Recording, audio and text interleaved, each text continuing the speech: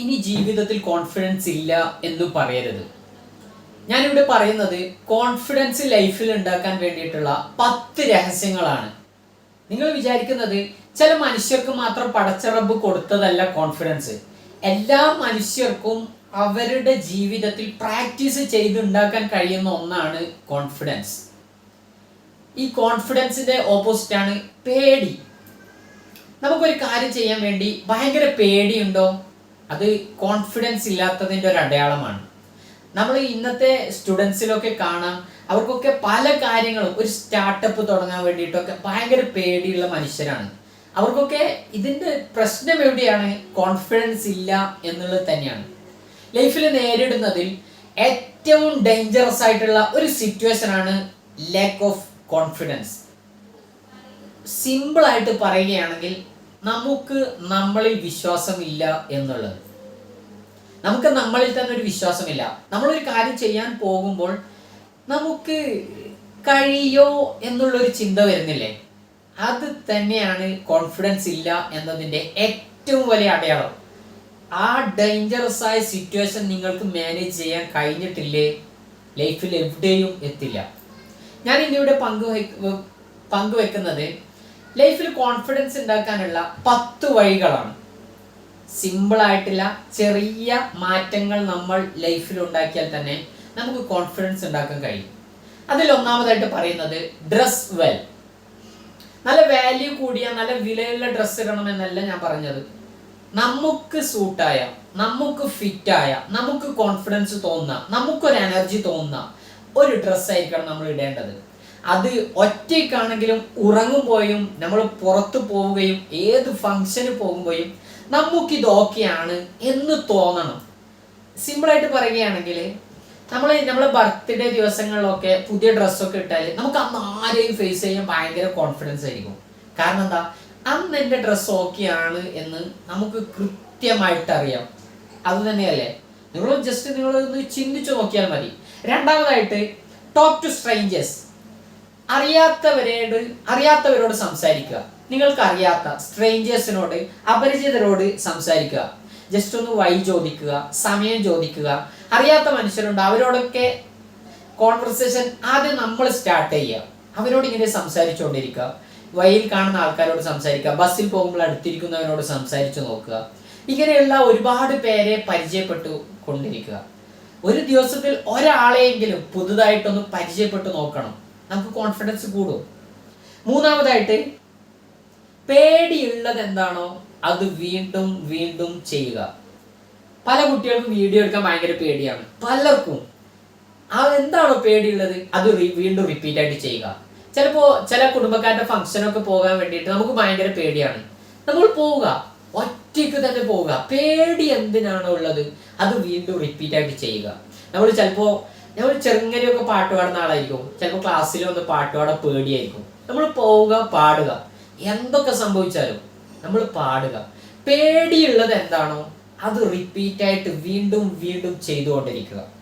നാലാമതായിട്ട് നോളജ് വർദ്ധിപ്പിക്കുക. നമ്മൾ എന്താണോ അറിയാത്തത്, നമുക്ക് എന്തിലാണോ പേടിയുള്ളത് അതിൻ്റെ നോളജ്, അറിവുണ്ടാക്കുക. നമ്മൾ ഇന്റർവ്യൂവിനൊക്കെ പോയിട്ട് അവിടെ നിന്ന് റിജക്ഷൻ കിട്ടിയാൽ നമ്മൾ ചിലപ്പോൾ മിക്കവാറും അവരെയായിരിക്കും പറയുക. പക്ഷെ നമുക്ക് അവർ ചോദിച്ച പല ചോദ്യങ്ങൾക്കും ആൻസർ പറയാൻ കഴിഞ്ഞിട്ടുണ്ടാവില്ല. അതായിരിക്കും നമ്മൾ അവിടെ നിന്നും പുറത്താവാനുള്ള കാരണം, റിജക്ഷൻ ആവാനുള്ള കാരണം. അപ്പോൾ നമ്മൾ അവിടേക്ക് പോകുന്നതിന് മുമ്പ് നമ്മൾ അതിന് നന്നായിട്ട് പ്രിപ്പയർ ആവുക, നന്നായിട്ട് നോളജ് ഉണ്ടാക്കുക. ഒരു എക്സാം എഴുതാൻ പേടിയുണ്ടോ? നന്നായിട്ട് പഠിച്ചാൽ മതി, ആ പേടി അങ്ങ് മാറിക്കോളും. അത് പറഞ്ഞാൽ നോളജ് ഉണ്ടാക്കുക. അപ്പോൾ കോൺഫിഡൻസ് കൂടും.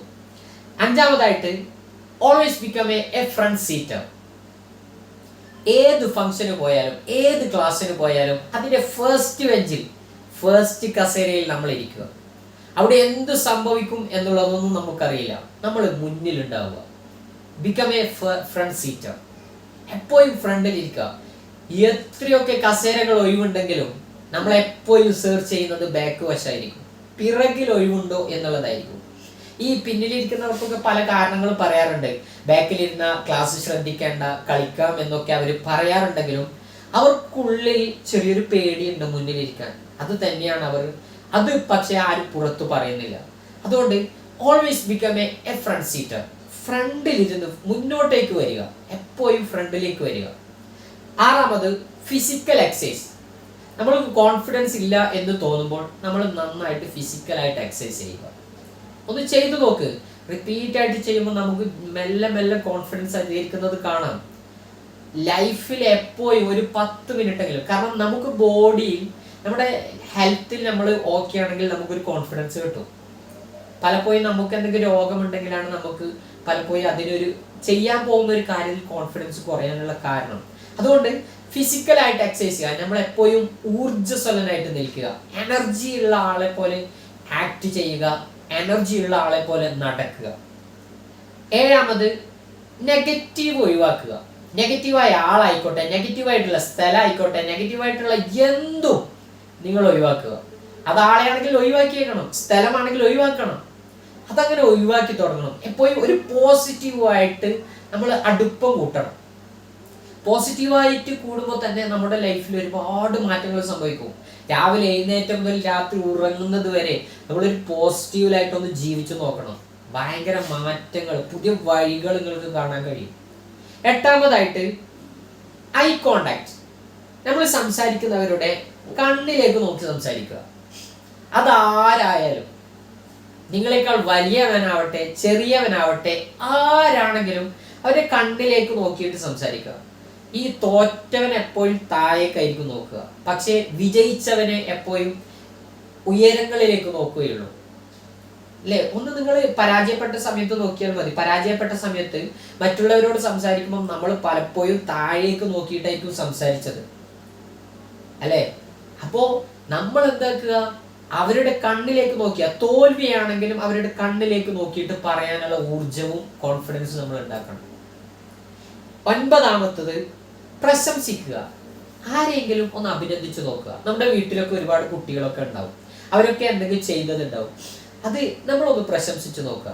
നിന്റെ ആ വീഡിയോ അടിപൊളിയായി, നിന്റെ ആ ഡ്രസ്സ് നല്ല രസമുണ്ട് എന്ന് ജസ്റ്റ് ഒന്ന് പറഞ്ഞാൽ മതി. അത് ഡെയിലി ഇങ്ങനെ പ്രാക്ടീസ് ചെയ്തുകൊണ്ടിരിക്കുക. നീ ഒന്ന് ആ സംസാരിച്ചത് ഭയങ്കര അഭിപ്രായമായിരുന്നു, ഒരു മീറ്റിങ്ങിൽ ഒരു ചോദ്യം ചോദിച്ചത് എന്തെങ്കിലും അഭിപ്രായം പറഞ്ഞത് അവരോട് പറയാം, നിന്റെ അഭിപ്രായം അടിപൊളിയാണ്. അങ്ങനെ പ്രശംസിച്ചു നോക്കുക. പ്രശംസ നമുക്ക് കോൺഫിഡൻസ് ഉണ്ടാകും. കാരണം മറ്റുള്ളവരെ നമ്മൾ അഭിനന്ദിക്കുമ്പോൾ അവര് നമ്മളിലേക്ക് നോക്കുന്ന ആ വഴിയിലെ അത് മറ്റൊരു രീതിയിലായിട്ടുണ്ടാവും, അയാളുടെ കണ്ണിൽ നമ്മളെ കാണുന്നത്. അപ്പോൾ നമുക്കൊരു കോൺഫിഡൻസ് ഉണ്ടാവും. ലാസ്റ്റ് 10ാമത്തത് മോസ്റ്റ് ഇമ്പോർട്ടൻ്റ് ആണ്, നോ പറയാൻ പഠിക്കുക.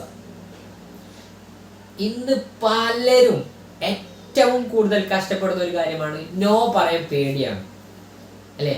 നോ പറയാന്നുള്ളത് എന്തോ ഒരു സംഭവമായിട്ട് കരുതരുത്. കാരണം ഈ നോ പറയുക എന്നുള്ളതില്ലേ, അവർക്ക് കോൺഫിഡൻസ് ഉണ്ടെങ്കിലും മാത്രമേ, ധൈര്യം ഉണ്ടെങ്കിൽ അവർ നോ പറയാൻ കഴിയുകയുള്ളൂ. കാരണം യെസ് പറയുന്നവരാണ്, നമ്മളെല്ലാവരും യെസ് പറയുന്നവരാണ്. എന്ത് ചോദിച്ചാലും ഓക്കെ ഞാൻ ചെയ്യാടാ, ഞാൻ എങ്ങനെയെങ്കിലും സെറ്റ് ചെയ്യാം, അങ്ങനെയൊക്കെ പറയുന്നവരാണ്. അതൊക്കെ നിങ്ങൾക്ക് കോൺഫിഡൻസ് ഇല്ല എന്നതിന് ഏറ്റവും വലിയ അടയാളമാണ്. നിങ്ങൾ ഒരാൾ വിളിക്കുമ്പോൾ എനിക്ക് സമയമില്ലെങ്കിൽ എനിക്ക് വരാൻ കഴിയില്ല നോ എന്ന് അവൻ്റെ മുഖത്ത് നോക്കിയിട്ട് പറയാൻ കഴിയണം. ഇല്ലെങ്കിൽ നിങ്ങൾക്ക് ഒരു കാലത്തും കോൺഫിഡൻസ് ഉണ്ടാക്കാൻ കഴിയില്ല. നോ പറയാൻ പഠിക്കുക, കൃത്യമായിട്ട് നോ പറയാൻ പഠിക്കുക. നിങ്ങൾ ലൈഫിലൊന്ന് ഞാൻ ഇന്ന് പറഞ്ഞ 10 രഹസ്യങ്ങൾ നിങ്ങളൊന്ന് ജസ്റ്റ് ഒന്ന് പ്രാക്ടീസ് ചെയ്ത് നോക്ക്. ലൈഫിൽ ഒരുപാട് മാറ്റങ്ങൾ ഉണ്ടാവും, കോൺഫിഡൻസ് തനിയെ വർദ്ധിക്കും. നിങ്ങൾക്ക് ഏറ്റവും നന്നായിട്ട് ഏറ്റവും കൂടുതൽ സ്ട്രൈക്ക് ചെയ്ത പോയിന്റ് ഏതാണെന്നുള്ളത് നിങ്ങൾ കമന്റ് ചെയ്യണം കേട്ടോ. മറ്റൊരു വീഡിയോയുമായി വീണ്ടും കാണാം.